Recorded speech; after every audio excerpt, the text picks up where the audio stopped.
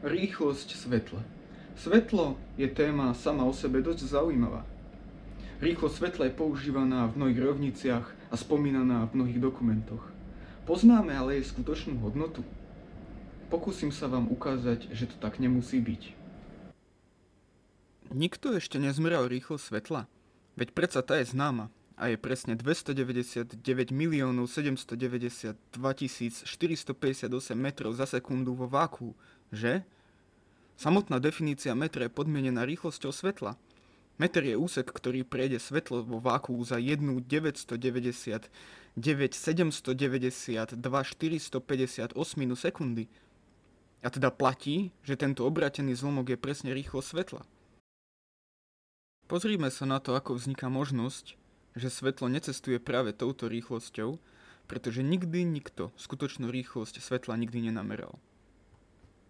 Nie je totiž ani v našich silách zmerať rýchlosť svetla štandardne, tak ako meráme rýchlosť iných vecí, ako napríklad vozidla alebo rýchlosť lopty.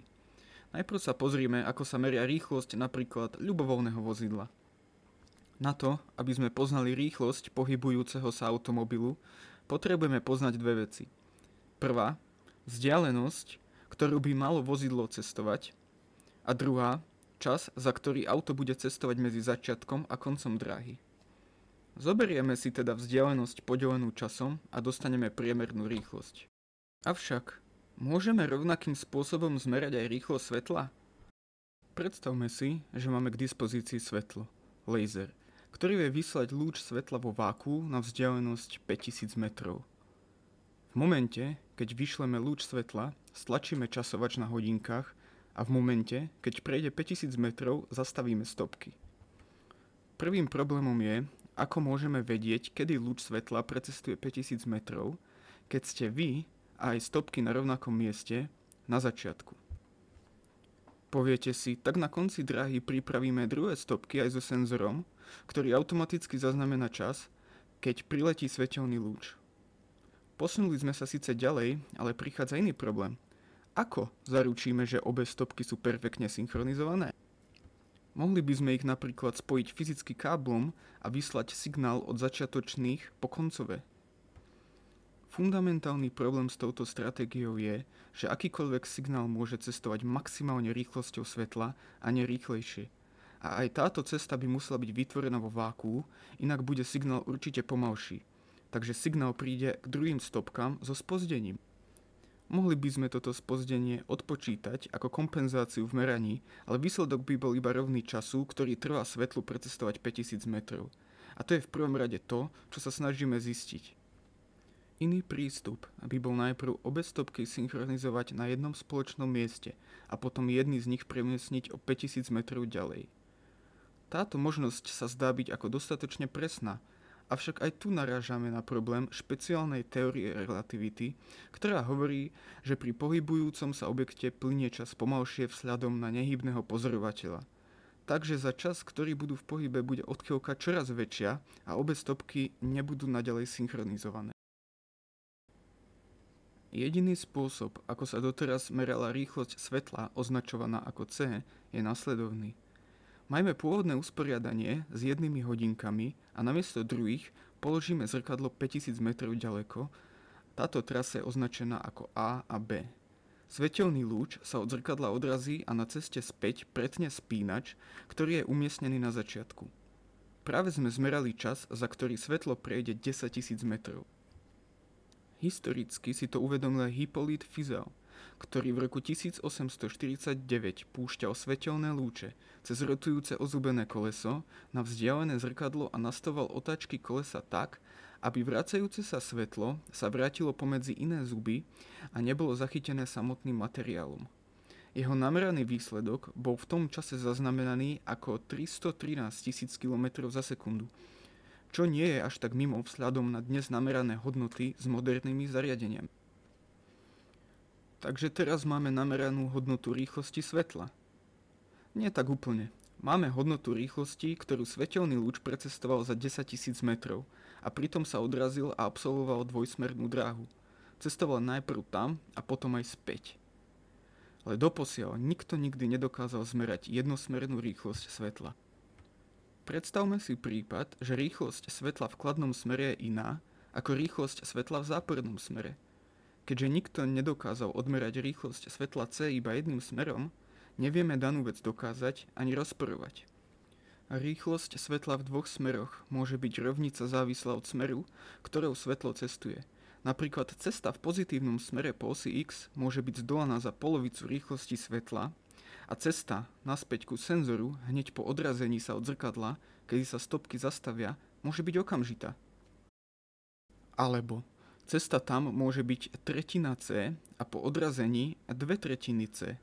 Pri týchto hypotézach by sme stále dostávali shodný výsledok.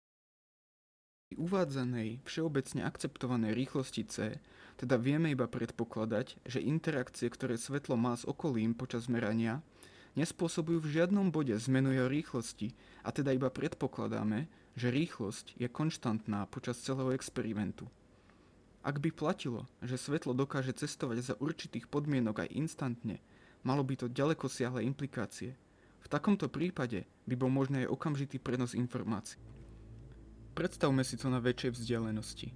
Ak by sme chceli posielať na vesmírnu stanicu správu s časovým údajom a tento prenos by trval podľa nášho merania pol hodinu, mysleli by sme si, že cesta tam zabrala 15 minút a potvrdenie o príjme správy ďalších 15 minút. Obe hodinky majú teda ten istý čas, pretože obe strany pripočítajú po príjme 15 minút. Všetko vyzerá byť v poriadku. Ale je možné, že naša správa cestovala smerom na stanicu celých 30 minút a reakciu sme dostali okamžite. V tomto prípade by po príjme na stanicu už na Zemi bolo 13:30 a keďže odozva by bola okamžitá, o čom príjemca na Zemi nevie, pretože podľa konvencie pripočíta k jeho času 15 minút. Obe hodinky v tomto prípade nie sú už synchronizované a vznikol rozdiel 15 minút. Metódou, akou máme nameranú rýchlosť svetla C, nevieme tieto dva rozličné scenáre rozlíšiť. Prečo by ale svetlo malo meniť svoju rýchlosť v závislosti na smere svojej cesty? Odpovedí môže byť toľko, ako je húb po daždi. Môže to byť len ďalšia z neodhalených vlastností svetla, ktorá určuje preferovaný smer svetla s väčšou rýchlosťou a menej preferovaný obmedzený smer. Jedna z vlastností, ktorú svetlo jednoducho má od svojho vzniku. Môžeme ďalej pracovať a uvažovať s akceptovanou konštantnou rýchlosťou svetla nezávislou od jej smeru, ale faktom ostáva, že je to len konvencia, ktorú sme si my ľudia zaviedli bez skutočného exaktného dôkazu. Na túto skutočnosť poukázal už aj Einstein v roku 1905, kde napísal: Zmerať čas udalosti porovnaním v bode A a v bode B nie je možné, pokiaľ nezavedieme definíciu, že čas potrebný pre svetlo na precestovanie z bodu A do bodu B je shodný s časom, ktorý svetlo precestuje z bodu B do bodu A. Je to teda len predpoklad a zadefinovanie rýchlosti svetla v oboch smeroch na základe predpokladu. Pozrime sa, ako Einstein zadefinoval rýchlosť svetla. 2AB v čítateli, čo znamená iba vynásobenie jednej a tej istej cesty dvoma, čiže stále sa počíta s cestou tam a späť. Na to, aby sme skutočne vedeli odmerať rýchlosť svetla v jednom smere, potrebujeme dve skutočne synchronizované hodinky. Na to, aby sme mali perfektne synchronizované hodinky, potrebujeme poznať rýchlosť svetla v jednom smere. Takže sme sa momentálne zasekli v hre na mačku a myš, kde som sám zvedavý, či sa nám to podarí niekedy rozlúsknuť a mať túto možnosť k dispozícii. Ďakujem vám za dopozeranie do konca. Ak sa vám video páčilo, nezabudnite stlačiť odber a zvonček. Vaša podpora je veľmi cenená.